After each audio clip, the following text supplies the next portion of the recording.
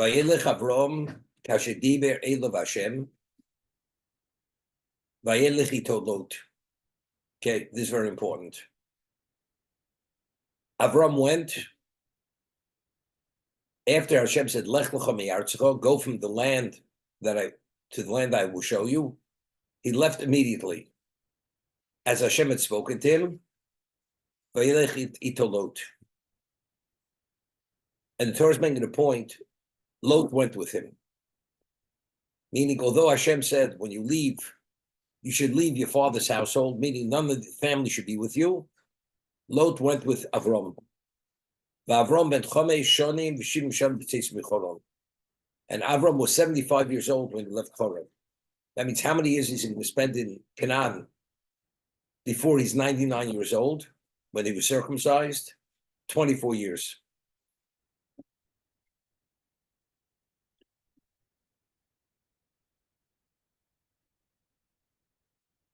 I don't remember, it's Rabbi Bachi makes this point to the Maral.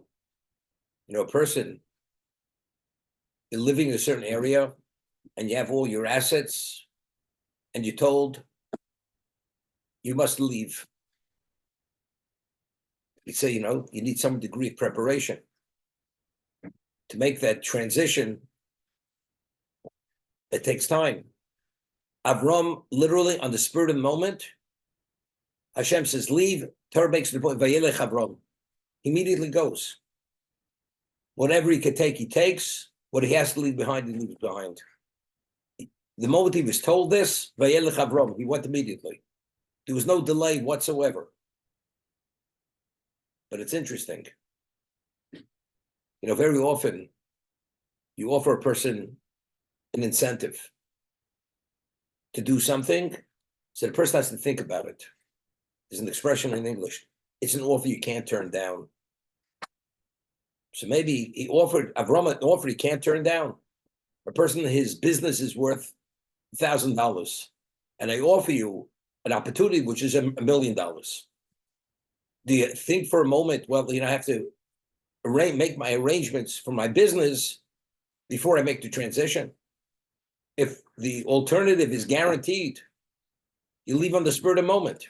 I mean, here we're talking about being penny wise, pound foolish.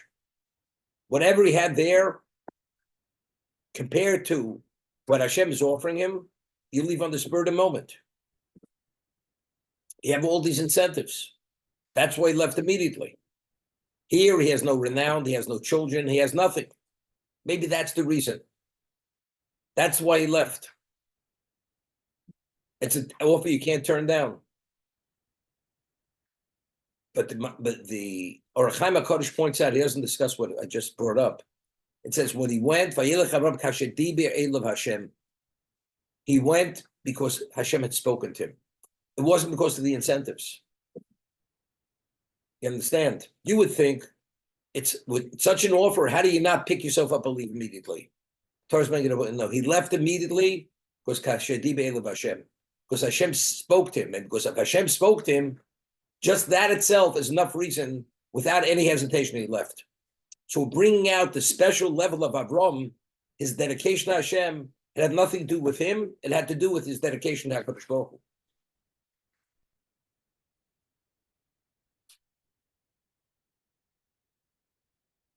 You know, it's interesting. I mean, it brings it out to another level.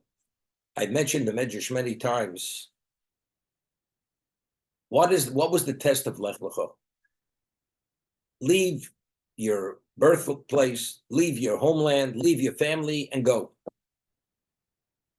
Avram, in his community, was a pariah.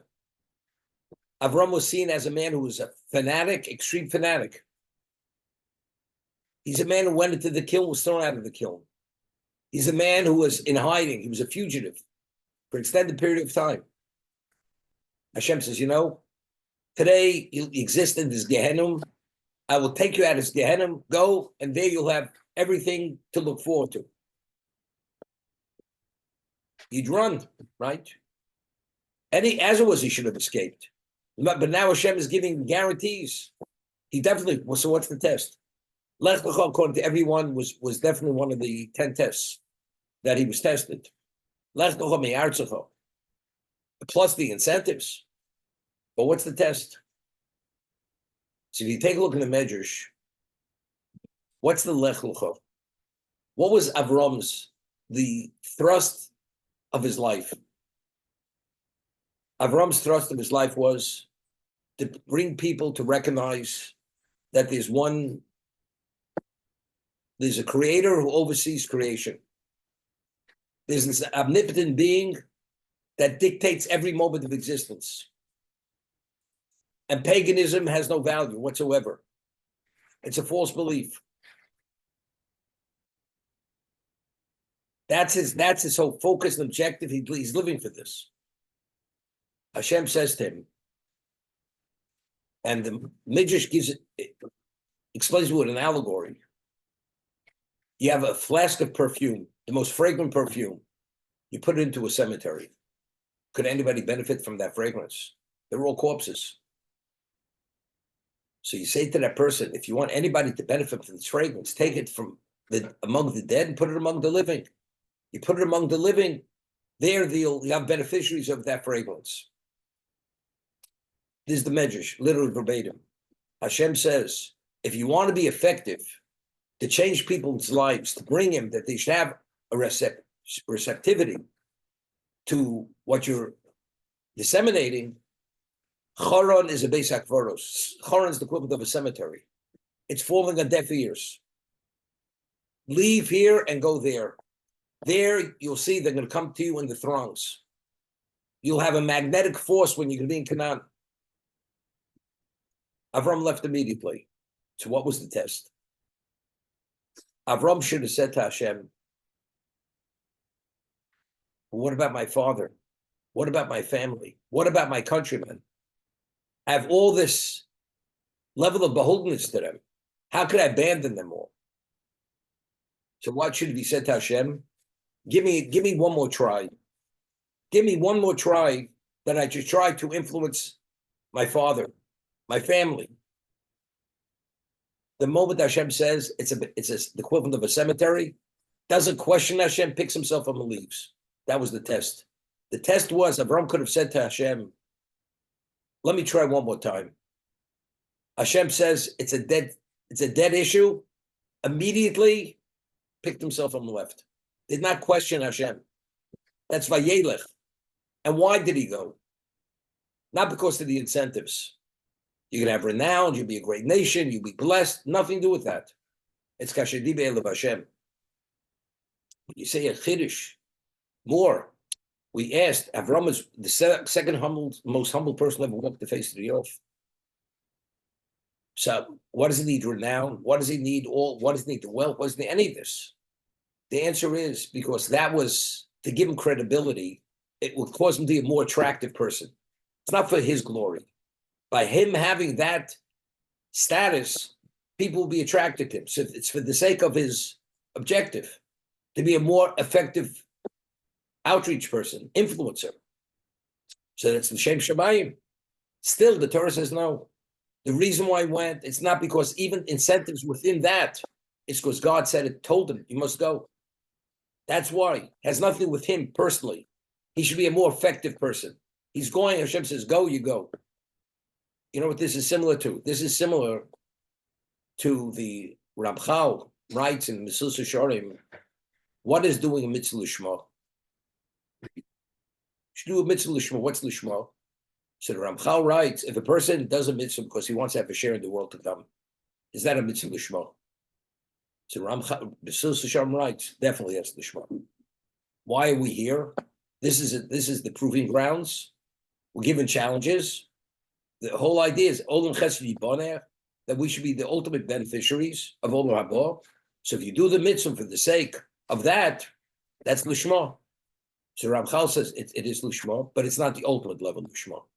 The ultimate level of lishma is yiras haromus.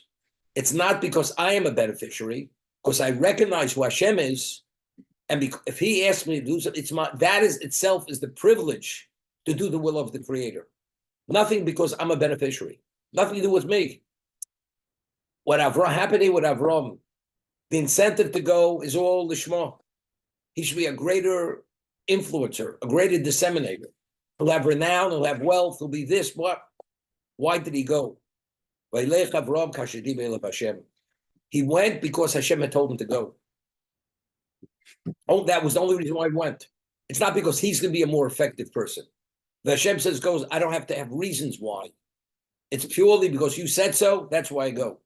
This is the ultimate level of Yiras HaRomamus. It's reverence. I revere Hashem. I do his will because I recognize who he is. The Rechaim Kodesh explains in one location that what do we need incentives of reward? Because the question is it worth my while? Is it worth my while? But if a person understands, I'll give you an example. You're asked by the President of the United States to be a member of his cabinet. Every person who becomes a cabinet member, and he's usually a person who's successful in his area, in his field, that means he's taking a reduction in salary, and he's not permitted, he's not allowed to be involved in all his investments during this 4-year period that he's a cabinet minister. But why are you giving it up? Financially, it doesn't make sense. You know, it's worth it. For the glory of being and the honor to be a cabinet minister, it's worth it. You're a cabinet minister, but a person's a true patriot. Why are you doing it? Because if I could serve my country, even though I'm taking a reduction in salary, although I'm not going to be running my businesses, I have to give it over to others to run. For the sake of my country, that itself, it's worth it. Because my dedication to my country, lahavdil, serving Hashem, understanding who he is, I don't need any payment. I don't need compensation. That itself is the ultimate payment, that I have the merit to be associated to do the will of the Creator. That's the Yiras HaRomamus. That is the schar. That itself is the reward itself, doing the will of Hashem and having the privilege to be able to be in that position. That was Avram Avinu. Vayelech Avram kasher diber elav Hashem. Avram went not because of the incentives. Eschol Godol, you'll be a great nation. Vagad l'shmecha, you'll have renown. The brocha has nothing to do.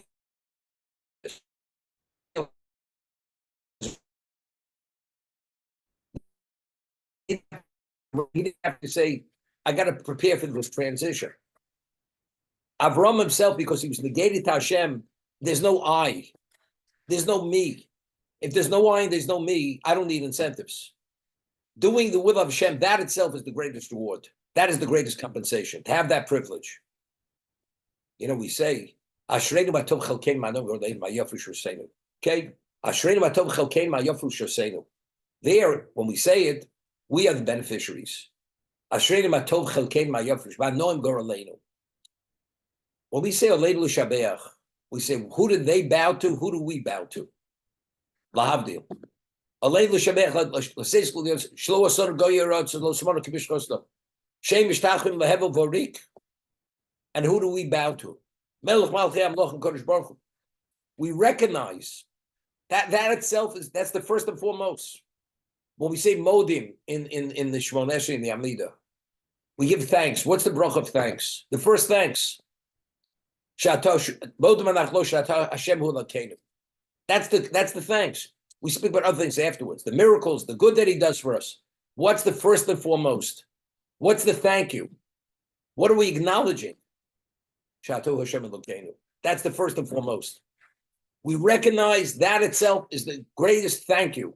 We have the privilege that you took us to be your people, that you are our God.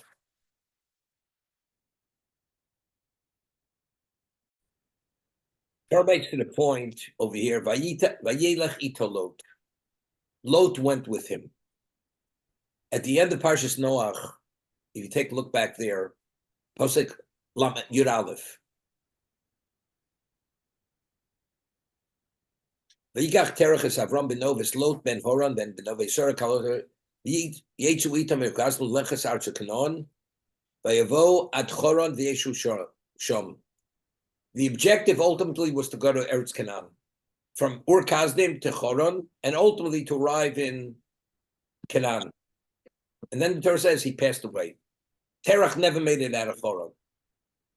Avram left Choron without his father because his father died. That's seemingly what the Torah is saying. Now the Torah says, so we don't know, just as Choron never went, Lot also never went with him, right? Yeah. Or you could say, if the Torah is making a point Terach died, that means Terach remained behind, but Avram is continuing, which was the original destination, as it says. They left Ur Kasdim to go ultimately to arrive in Eretz Canaan. But the Torah makes it a point here. Vayelech doesn't say, it says, Vayikach Avram es Sorai Ishto Veslot Ben Ochiv. Pasuk Hey over here in Lech Lecha.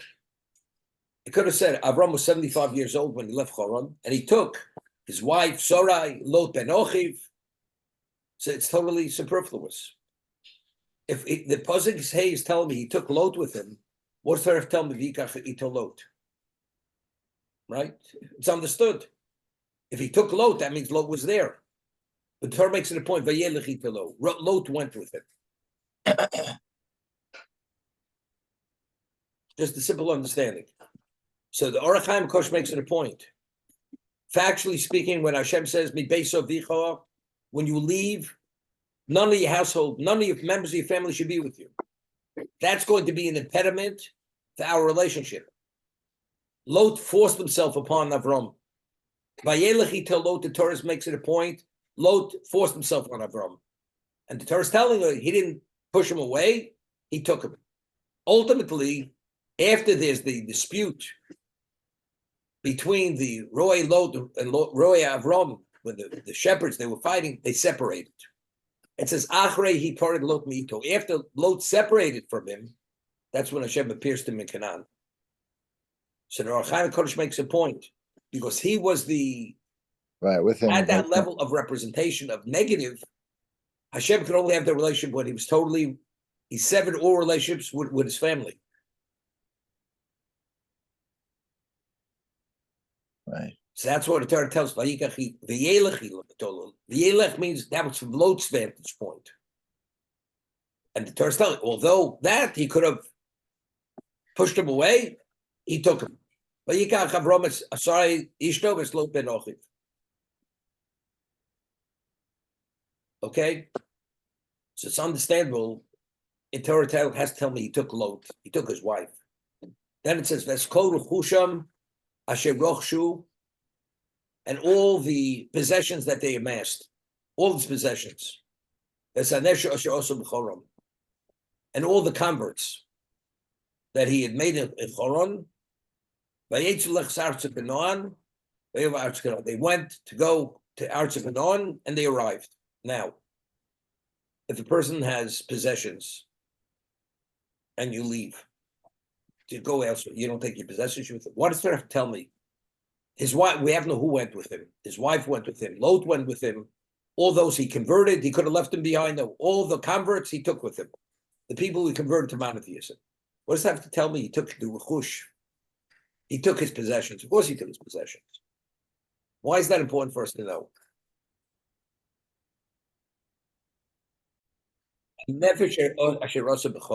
Rashi says, who are the nefesh she'osa b'choron?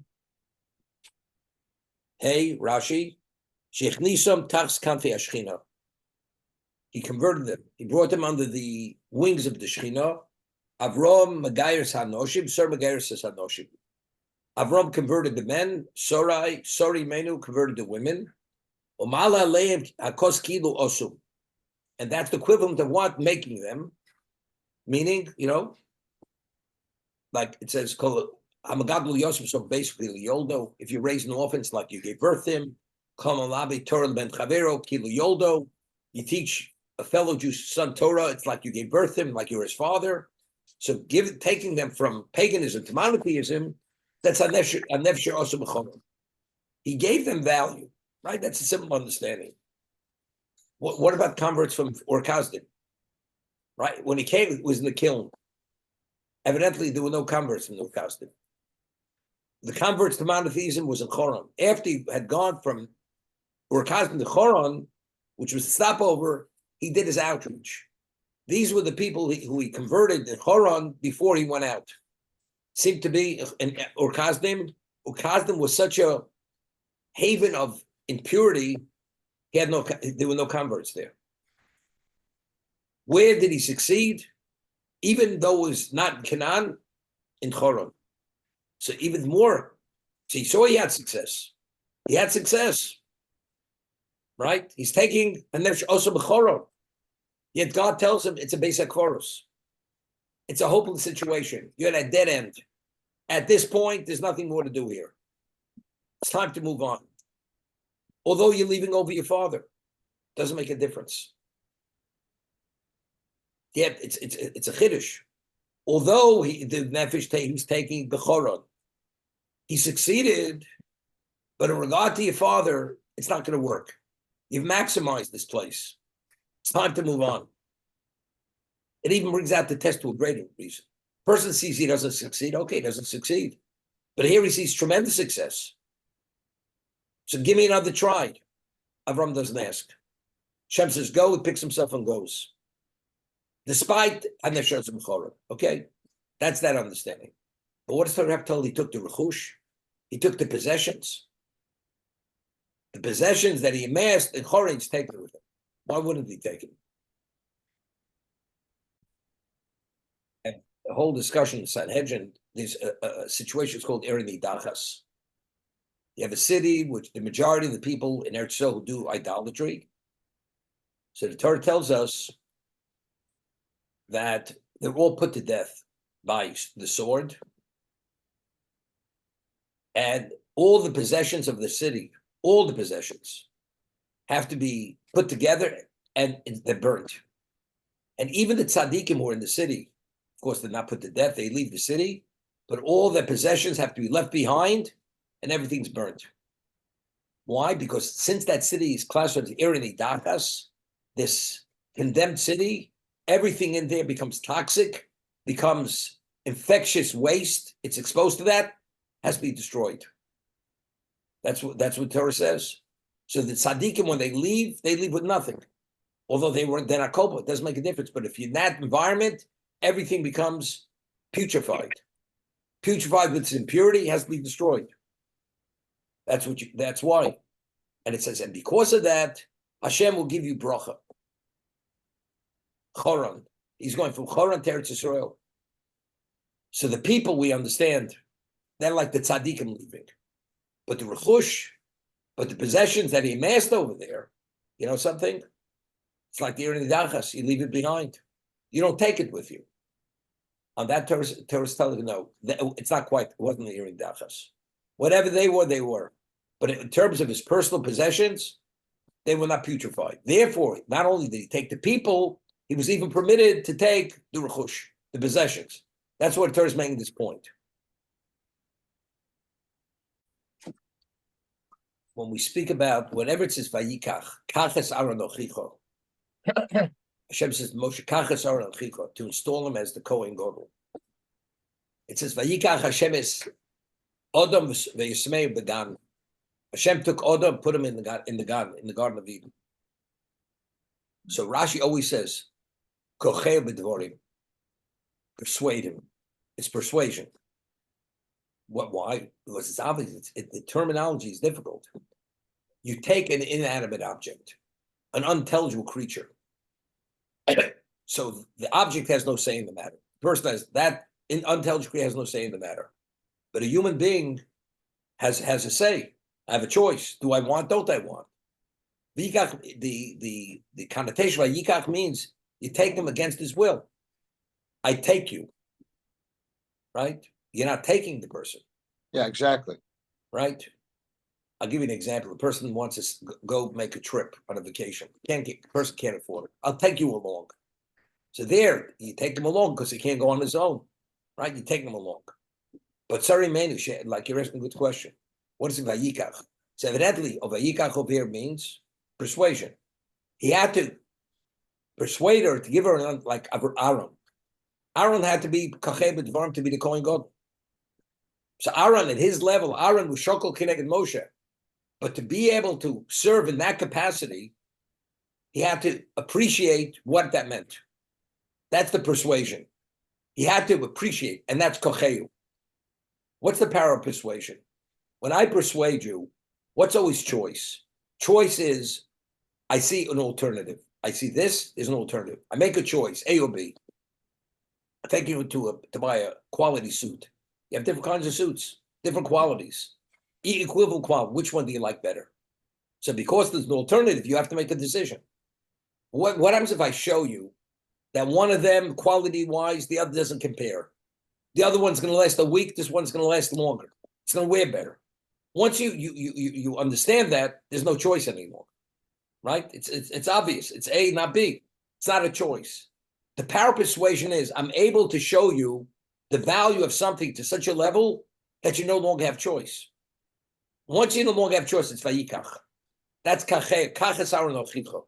Moshe explained to Aaron the value of being a Kohen Gadol. There's no issue any longer. No issue. That's what it's about. Especially, why was Nadav Avihu? Why were they Kohanim? Why why they were Kohanim? Not in their own right, because they were Bnei Aaron. Because they were the sons of Aaron. So why did they die? Because they did out an avoda, the service, in an inappropriate way. So ultimately, because Aaron agreed to be the Kohen, therefore his children were Kohanim.